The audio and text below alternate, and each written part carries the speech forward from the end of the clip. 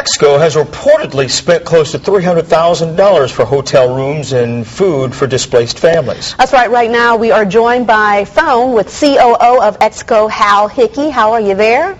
Yes, I am. All right, thanks so much for joining us. Tell us, what's the holdup in allowing the remaining families to get back inside their homes?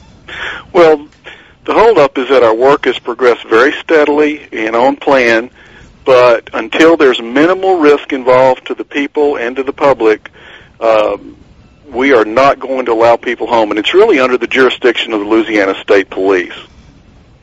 And have they told you any time frame at all when the last folks will be allowed to go back?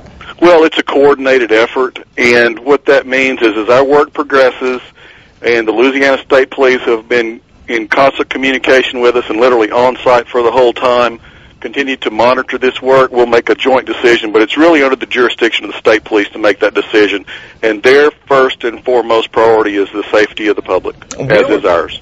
Mr. Hickey, we were told that this well site is suspect here. Have you learned conclusively that the leak which caused the evacuations was the fault of an Exco well? No, we're not certain what the source of the gas is. It could be from some legacy wells in the area, but that's one of the things that we're trying to do is ensure that we understand the source of the leak. And lastly, have you heard anything about the potential for a class action lawsuit filed against your company? No, I have no information in that regard.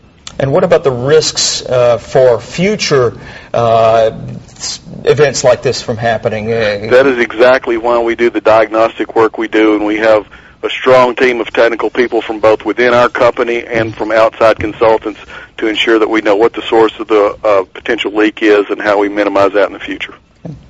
All right. Thank you so very much, Mr. Hal Hickey, COO of Exco. Thank you so very much for joining us. Thank you. Tonight, there's still a lot of frustration and anxiety for the people who still can't go home. KSLA News 12's Denise Middleton shares their thoughts on this week-long evacuation. Nearly 50 families who live within a half-mile radius of the gas well site remain in hotels after being told they would be able to return home today. I feel tired of it. That's what I feel. I'm ready to go home. Some of the remaining evacuees were allowed to go back home this morning just to grab a few items. They also got to take a look at some of the activity that was taking place near their homes. They're burning the gas off down there now. A bunch of trucks, people working.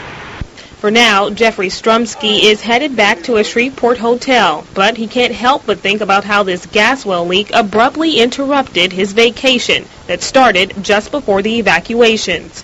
I was planning on going fishing all week and working around my house and getting it fixed up, though. I just had to stay in the hotel and go around town, you know. Really didn't get to do much. Meanwhile, Exco, the company who owns the well, says if all goes well, residents may be able to go home tomorrow. Still, for Jeffrey, it's another day of frustration. It's a letdown. I mean, you know, you're ready to, everybody down here is ready to go home. I mean, they're tired of sitting in the hotel and eating out every day. I mean, that's not our lifestyle. Our life's down here at the house. In Shreveport, Denise Middleton, KSLA News 12.